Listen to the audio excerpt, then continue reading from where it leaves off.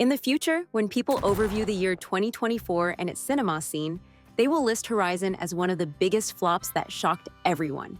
Honestly, as a Kevin Costner fan, I didn't see this coming. I was hoping to see the film thriving in theaters, and perhaps even running for Oscars.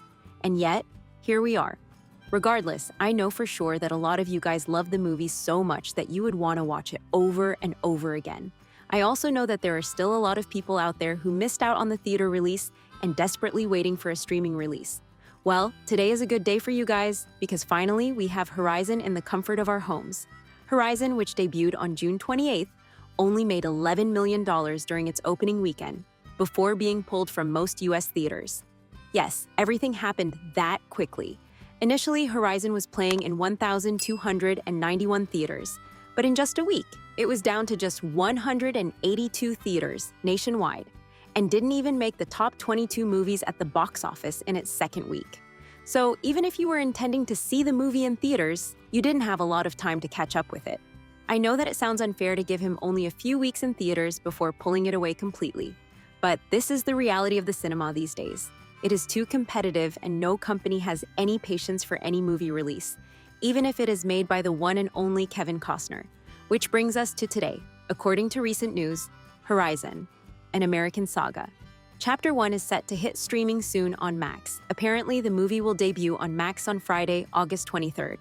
Since Horizon was distributed in theaters by Warner Bros. Subsidiary New Line Cinema, it's not shocking to see it now heading to Warner Bros. Discovery's streaming service, Max. But of course, to watch Horizon on Max, you'll need a subscription to the platform. That being said, this is not the only way to watch Horizon on Max. Even if you're not a Max subscriber, you can still access Horizon via digital streaming on premium video on demand. So do not feel the obligation to subscribe to Max only to watch Horizon. I would love all of us to access to this movie easily, but I would hate to see all of us subscribing to yet another streaming platform for just a single movie. Seriously, you guys, we should be mindful of how many streaming platforms we are subscribed to. The expanse can culminate so easily. Thankfully, it can never be as huge as the financial loss that Costner suffered because of Horizon. The numbers recently reported that Horizon officially wrapped up its theatrical run on August 8th, earning $29 million domestically and $2.4 million internationally, bringing its worldwide box office total to $31.4 million. Regarding the movie's budget, the numbers estimated a $50 million production cost before prints and advertising, while The Hollywood Reporter suggested the total cost was closer to $100 million. Even more importantly, Costner personally invested $38 million into the film, with the rest being financed by 2 private investors. So the movie made less than even the amount Costner has invested. This is a huge flop for the actor. The only redeeming thing about this entire scenario is that this was his dream project. So even though he lost a lot of money, he lost it for a good cause. Adding to the disappointment, New Line announced a delay in the release of the second installment.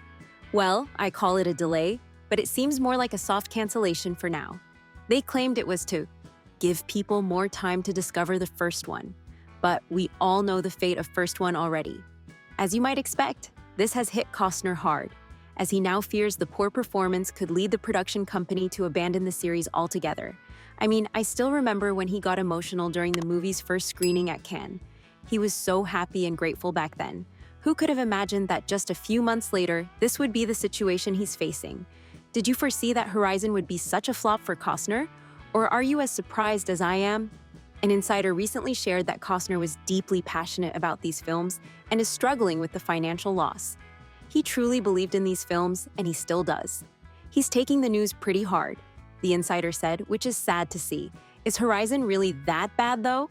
Well, critics were divided on Horizon, with Rotten Tomatoes giving it a 49% rotten rating based on 148 reviews.